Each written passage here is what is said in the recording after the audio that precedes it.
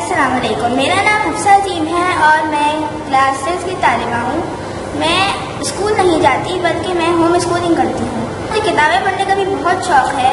میں جب چھوٹی تھی تو مجھے میری امی کتابوں سے کہانیاں سنایا کرتی تھی، ان کی تصویریں دکھایا کرتی اور ان سے نظمیں پڑھ کر سنایا کرتی۔ میں نے کچھ نظمیں یاد بھی کر لی تھی۔ اس وقت میں تقریباً 1-1.5 سال کی تھی۔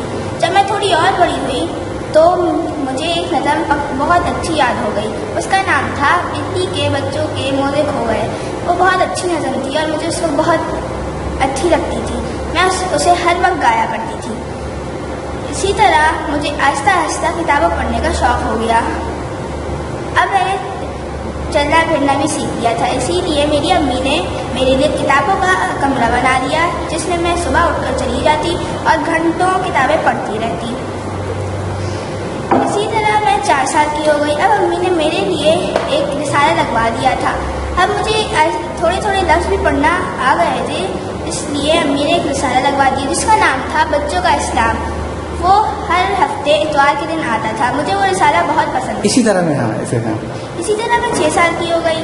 اب میں اشتیاق احمد کی ناولس پڑھنا شروع ہو گئی تھی۔ مجھے اب ناولس میں زیادہ مزہ آتا تھا، کہانیوں میں اتنا مزہ نہیں آتا تھا۔ اب میں نے اشتیاق احمد کی ناولس اس لیے بھی پڑھنا شروع کی کیونکہ مجھے ایڈونچر اور مہم جوئی بہت پسند تھی۔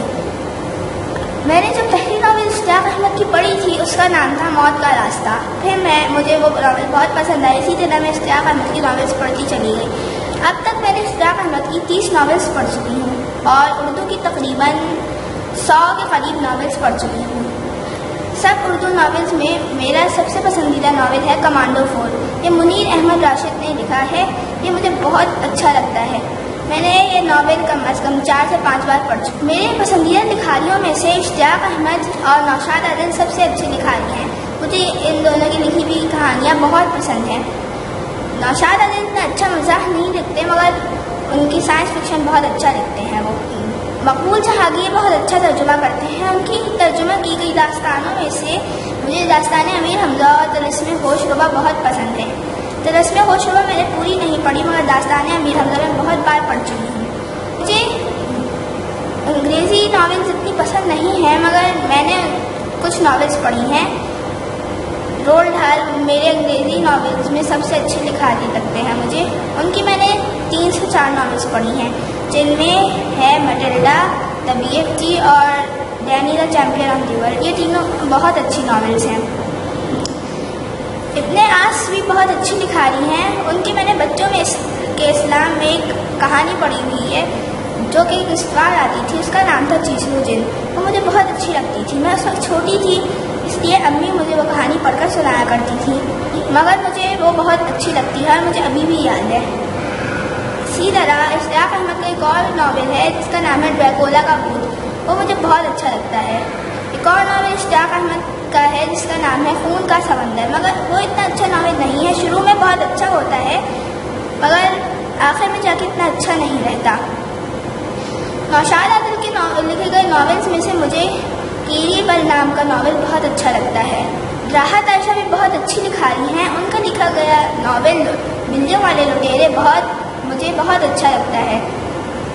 فاطمہ نور صدیقی بھی بہت اچھا ترجمہ کرتی ہیں۔ ان کی ترجمہ کی گئی یہ ناول جس کا نام ہے جزیرے کے قیدی بہت اچھا لگتا ہے۔ یہ انگلش ناول ہے مگر انہوں نے ترجمہ کر کے بالکل بھی پتہ نہیں چلتا کہ یہ انگلش ناول تھی۔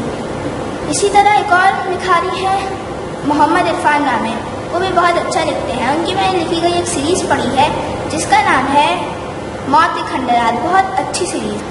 میں تمام بچوں کو کہنا چاہوں گی کہ وہ موبائل اور کمپیوٹر بھی ایک ضرورت ہے زندگی کی مگر اس پہ اتنا زیادہ وقت ضائع نہیں کریں اور کتابیں بھی پڑھا کریں۔ موبائل اور کمپیوٹر تو اب ضرورت بن چکی ہے اس لیے ان کے بغیر تو اب ہم رہ ہی نہیں سکتے مگر کتابیں بھی ہمیں پڑھنا چاہیے۔ چلو، thank you beta, thank you very much.